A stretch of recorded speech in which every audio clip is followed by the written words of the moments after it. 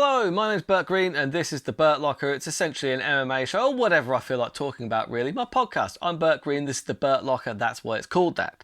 This video in particular is we're going to be taking a look at UFC Vegas 74 that's going to be coming our way on Saturday. So if you're into mixed martial arts, this is the UFC event. This is what I like to call a casuals guide. Now, it's a little bit of information, the entire card. I run through the cliff notes on every fighter, every fight for the entire card, and I do it in around 15 minutes. You want to do that comparatively, Dan Hardy's podcast, fantastic. I would thoroughly recommend that you watch it. But I mean, like, his pick shows are 2 hours long. Who has that? Who has that amount of time? I mean, look, I know podcasts are brilliant and that, but there's a lot of really good stuff on TV. Like, you can watch some really great shows. You don't have to just sit and listen to podcasts for 5 hours every day. That's like, there's better entertainment out there. You can do these in like 15 minutes. And yeah, okay, it's not going to be as detailed, because I'm kidding, of course. Dan Hardy's one of my legit favourite analysts. I think he's absolutely brilliant. And I do actually try and make the time to listen to his podcast, but still, 2 hours, man? His war rooms are way better. They're 20 minutes. 20 minutes, that's the kind of length of podcast I can get behind. Well, without any further rambling, just, which is elongating this podcast, which is something I said I wouldn't do, let's take a look at UFC Vegas 74.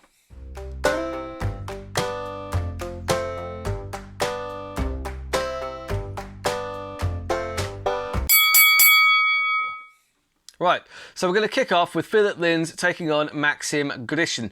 Now, it's Brazilian against the Russian. Philip Lins, I remember he had a couple of fights cancelled against Ben Rothwell. That's what I know him from. Anyway, 6'2", plays 6'3", 78-inch reach for both guys. Now, Lins, he's the former PFL heavyweight winner. He won their tournament at heavyweight. He's very slick, Brazilian Jiu-Jitsu black belt, and he looks much better at 205 pounds actually. He could be a real problem. He's got good hands, he's got very good grappling. Now Maxim, he's been around a while. He's 39 and he looks every bit of 50. Good lord, look at the state of that dude. Come on, man. He ain't 39. He was around when the fucking, during the Second World War, it looks like. Fuck me. Anyway, he's actually been around for a long time. He's a good kickboxer. He's been fighting in M1 Global since 2009. Yeah. No, he can get caught out in the grappling. For me, the path of least resistance for Philip Lins here is to get the takedown and work those submissions. That is not a bad bet, depending on the odds that you'll get on there. Damon Blackshear then takes on Luan Lacerda. This one is 5'10", playing 5'7", with a half an inch reach for Lacerda. The reach is basically the same. Now, there's 135 pounds, bantam weights. Blackshear, he's big and he's athletic for 135 pounds. He's got very good grappling, which is what he usually gravitates towards. He is yet to find a win inside the octagon, though. Lacerda also yet to find a UFC win. It's probably why they've matched him together. He's also a grappler. Not sure in his BJJ rank, but he is from Brazil and he does have 10 submissions to his name, so one would guess his submission abilities relatively high. Both of these guys are good grapplers. It should be a good grappling contest. In reality, in the grappling, I think Lacerda might be a little bit better. If it stays standing, Blackshear probably has the advantage, although Blackshear probably looks to be the more physical guy, I would say, overall. Elise Reed taking on Jinhyu Frey, 115 pounds, ladies, 5'3", plays 5'3" with a 2-inch reach for Frey. Now, Elise Reed, I do remember, but not for a good reason. Sam Hughes messed her up. Sam Hughes elbowed her until she looked like the Elephant Woman. So, yeah, I mean, that's not great. If my best memory of you is how bad you got beaten up by someone else who, with the greatest of respect, is not exactly a world beater, that's not brilliant. She goes loss, win, loss, win, loss in the UFC. So, as far as the pattern goes, she could maybe get the win here. Frey is a former atomweight Invicta champ, but atomweight's tiny, really, really tiny. She started to struggle with the cut, I think, but she missed weight and she was stripped of the belt. She then moved to the UFC, so she's gone up to strawweight. How do you go up to strawweight? Good, that's so light. Like, how do these people even exist? That's so light. You start getting so thin, you disappear at that point, don't you? Good lord. Anyway, she's got 2 wins and 6 in the UFC, which isn't brilliant. Neither of these two are very good, honestly. Frey might be slightly better, so that's my pick. Decision, obviously. Daniel Santos against Johnny Munoz, bantamweight division for the men. 5'7", plays 5'9", with a 4-inch reach for Munoz. Now Santos, we finally get to see Willy Cat. I think he's supposed to be called Wily Cat, but that's not what it says on ShareDog. On ShareDog and everywhere actually, it doesn't say Wily Cat. It definitely says Willy Cat. So I'm interested to know. I'm interested to see how the announcers actually announces his nickname. I think it's going to be pretty funny if it's what I think it is. Anyway, look, he's pretty good. He's got good stand-up. He got a good TKO in his last fight. He does have some submissions, and he's usually a finisher. I would say that, you know, Daniel Santos is a finisher, predominantly. Munoz is predominantly a BJJ player. He's not bad. He's got 2-2 in the UFC, and he just needs to start kind of putting it all together. So this one's going to be like seeing how far these guys can go. Every fight starts standing. I think that favours Santos. I think he likely gets this one done. Andre Arlovski, still going, taking on Don'Tale Mayes. 6'3", plays 6'6", with a 4-inch reach for Mayes. Wow, that's a big dude. Arlovski, he's aging. He's an aging MMA legend. He's aging like a fine wine because, you know what, well, actually not really, because he's gone from being the champion in 2005. So he is a gatekeeper, but I mean that in a good, like he is the benchmark. You put these young guys in against Arlovski to see how they get on. And he's the benchmark. Look, he's still winning a lot of his fights. He's still winning most of his fights. He still keeps going on. Like, he lost to Aspinall, right? And then I didn't even realise he went on a 4-fight win streak after that. Like, it feels like he lost to Aspinall yesterday. How did he fit in 4 fights, let alone 4 wins since then? Anyway, look, he's just strong in every area at this point. How did he be, like, that age? How did he start MMA in like 2000, well, not even start. You're a champion in 2005. It's now 2023. So yeah, your MMA game better be pretty complete at that point, Andre. So, and it is. Don't worry, it is. He's a good, very, very good all-rounder. Mayes, he's a big boy, 6'6". He's pretty monstrous, honestly. He's got terrible tattoos on him that really adds to the kind of scariness of him, because it looks like he really doesn't give a shit about anything when you've got tattoos that bad. Good lord. Anyway, look, he's the guy that got heel hooked by Ciryl Gane, and we've seen Ciryl Gane's jiu-jitsu. So, I don't know. I don't know how good Mayes is, because he lost to Sakai as well. And we've seen Sakai get beaten by some pretty bang average people, honestly. Look, at the end of the day, Don'Tale Mayes, he's got some attributes. He's super big, and obviously he can hit hard. He's a heavyweight who's 6'6", and he's just like, he's quite funny. In his last fight, I think it was his last fight, he fought Josh Parisian, and he actually used his groin. He got Parisian into a north-south, and he tried to hump him to get the knockout using his cup as a weapon. Fair play, because I don't think it says anywhere in the rule book that you can't use your own junk as a weapon to knock somebody out. And hey, look, if your junk's strong enough to do that, fair enough. That is fair enough. I ain't going to argue with somebody who literally tries to hump you unconscious. And Don'Tale Mayes has tried to do that in the past to another UFC heavyweight. So I would not argue with the fella. I think he might have a couple of issues. Anyway, I don't see Arlovski being as easy to take down as Parisian. I do not see Arlovski succumbing to hump strikes. I think Arlovski gets this one done, even at the age of 44. I think he's too much for Mayes. Probably a decision. John Castaneda taking on Mateus Madonca, 135 pounds, 5'6", plays 5'6", with Castaneda, 2-2 in the UFC. He's got good submissions over Miles Johns. He's a brown belt level, so he's pretty good on the ground, honestly. He knocked out Wineland as well, so he can also stand, but Wineland, he was a bit chinny at that point in his career. Mendoca, I don't really know much about him.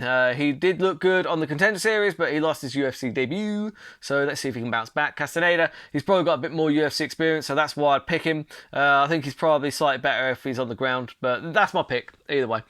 Abu Bakar Nurmagomedov taking on Eliseu dos Santos in the 170-pound division. That's welterweight. welterweights. You've got a 5'11" playing 5'11", 1 inch reach for Santos in this one. Now, Nurmagomedov fought a 170 pound PFL tournament where he had to withdraw due to a hand injury. He is a combat sambo player from Russia. He's pretty solid everywhere, but not all of those Russian sambo guys are the same. I don't know if he's the same unstoppable force but some of the others are.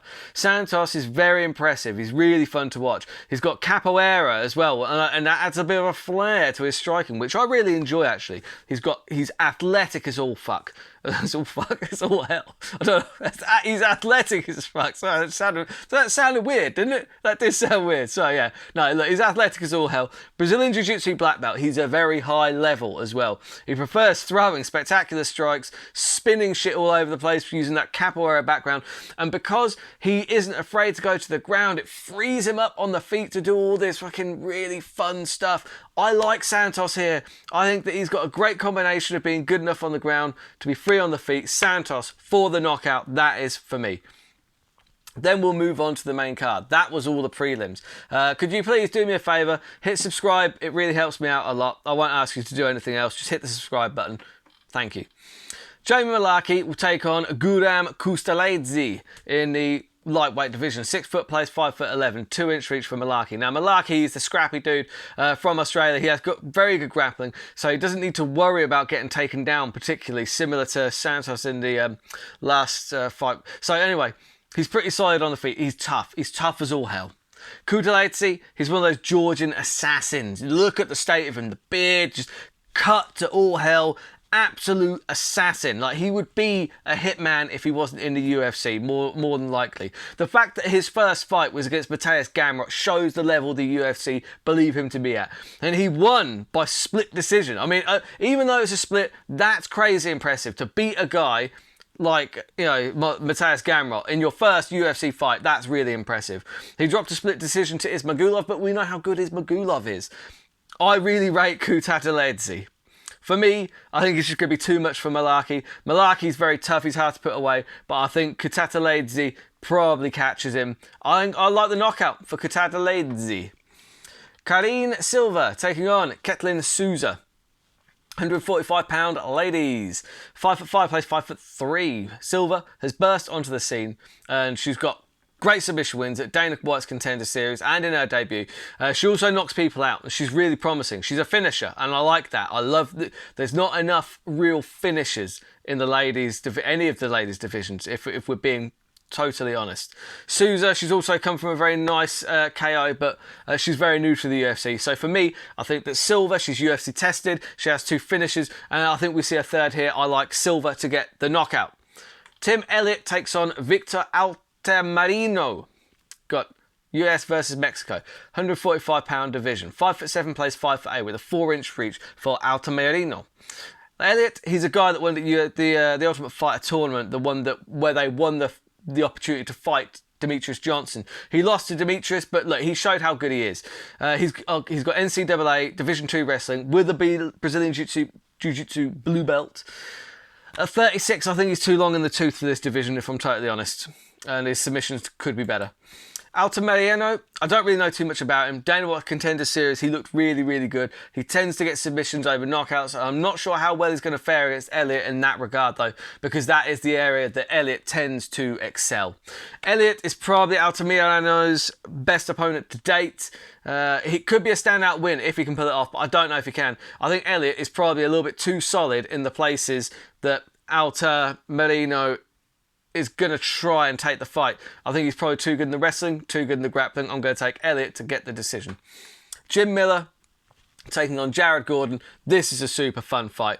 Lightweight division. 5'8", plays 5'9", with a 3 inch reach for Miller. Now, Miller is a UFC legend. He has been fighting a very long time. He fought at UFC 100, he fought at UFC 200, and I just want to see him at UFC 300. He's got great submissions, he's tough as hell. His stand-up could be better, but he just, he relies on the toughness. And you know what? He does get knockouts as well, but when you've been fighting for as long as he has, you're going to get some knockouts. But don't grapple with Miller. He will go home with your arm, or he'll just take your head clean off. We've got a very nice guillotine. Now, Gordon, he's a John Danaher brown belt. You've heard of John Danaher. He's that really kind of intense jiu-jitsu guy, very big on leg locks. So, look, A brown belt under Danaher, that's impressive. On the feet, he was doing okay against Bobby Green. Gordon's the guy that lost to Paddy Pimblett where they don't think he lost, and whatever. Done talking about that fight. We'll talk about this fight. He was doing all right against Bobby Green until they clashed heads, and then that was what caused the knockout. But yeah, for me, this is great matchmaking. It really is. I think their striking styles are fairly similar. I think both of them leave openings, and they're both fairly kind of scrappy. I can see Miller taking this one down and grabbing a neck. Maybe it's wishful thinking, but I do think that actually Jared Gordon, with the greatest of respect, is the level of opponent Jim Miller should be getting at this time in his career. I think he probably looks pretty good. Then you got the co-main event. Alex Caceres taking on Daniel Pineda. 145 pounds, 5'10", plays 5'7", with a 4.5-inch reach for Caceres. Now, Alex Caceres, Bruce Leroy, he's a fun fighter. We saw him on The Ultimate Fighter, GSP against Koscheck. That's how long he's been going, all right? So, he's a very fun, dynamic striker. He does have submissions as well, but it's his striking where he really, when he gets flowing, when he lets loose, he's so much fun to watch. He got a lovely head kick last time out against Erosa. I'm thinking that momentum he's going to try and look to continue. Pineda is a BJJ black belt, and you can tell by his record that's what he's going for. He's got 19 submissions out of his 28 wins, so it's no secret what he's going to be looking for in this. He's got a very nice guillotine. We did see that in his fight back in March. This is going to be a super fun fight, possibly fight of the night. Caceres, he's no slouch on the ground, but I don't think that's a game that he wants to play with somebody as good as Pineda. However, I would say that every fight starts on the feet, and Caceres on the feet, I think, is going to outclass Pineda. I don't think Pineda is going to have too much for him on the feet. So I think that, yeah, this is a fun fight. If it goes to the ground, Pineda probably snatches up the submission. But my money is going to go on Caceres to get a knockout because he does have the height, he does have the reach, and he is very good at throwing those kicks and sneaking those head kicks up there. He could get another head kick knockout here, and that's what I'd be going for. Then you've got the main event, Kai Kara-France taking on Amir Albazi. This is New Zealand against Iraq, I think. So 5'4", plays 5'5", with a 1-inch reach for Kai Kara-France. Now, Kai Kara-France is a very complete martial artist from New Zealand, the city kickboxing gym, with the likes of Volkanovski's, Adesanyas. That gym is taking over, dude. Great gym, really great gym. Now, he lost to Moreno. He had an interim title fight against Brandon Moreno, and he lost by a liver kick. He got a really nasty one, but he looked so good up to that point that he still impressed me. Kai's on a mission to go and get that belt. Albazi, he's the man trying to stop Kai from getting to the belt, and he's going to try and make a claim for himself. He's an all-rounder. He's very good. He beat Figueiredo's younger brother. He's got strong hands. He's got good submissions. He usually fights at 135 pounds. So now that he's cutting to 125, which he has made the cut before, he has fought in both. But I think he's quite a lot bigger and more physical at 125 comparison to natural 125ers such as your Kai Kara-France's. That is something maybe to look out for. So for me, Kai Kara-France is probably going to be on a bit of a size disadvantage in this one. Although his footwork looked so insanely good against Moreno, I just don't really see Albazi having any part of his skill set that really troubles Kai Kara-France too much. I think Kai Kara-France uses his footwork. He's going to create angles and probably keep this standing. I think we'll see him win a very clear decision. That is my pick on that one. I apologise, I've run over by about two and a bit minutes. I'm not even sorry. Look, I managed to just do that whole card. 18 minutes. And now you can get on with your day. And I'll be recapping all these fights next week. If you could do me a favour, hit subscribe. Really appreciate it. And thank you for watching. Until next time, keep all those odds long and those bets terrible.